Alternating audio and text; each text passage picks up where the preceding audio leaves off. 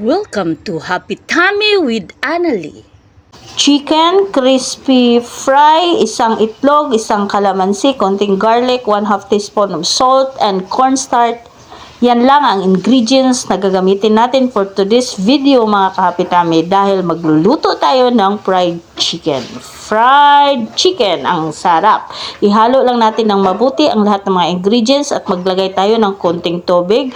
Tapos iset aside muna natin. After mga 1 hour, pwede na tayong magprito niyan mga kahapitami.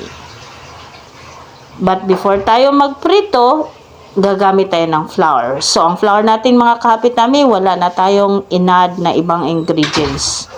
Dapat lang ganyanin natin yung chicken sa flour mga kahapitami before natin iprito. Kumusta pala kayong lahat dyan mga kahapitami? For sure, paborito din ng mga bata ninyo ang fried chicken.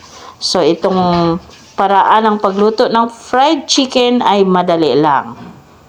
Medyo nakulangan tayo ng cooking oil mga kapitami, pero okay lang yan. Mas mabuti, mas marami ang oil natin.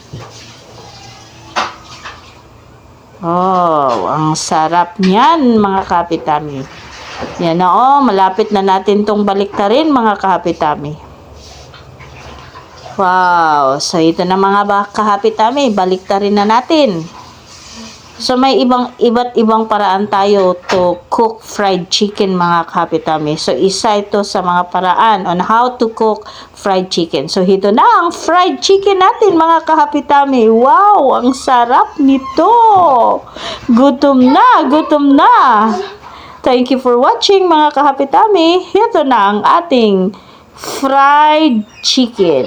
Wow. Sarap to the bones!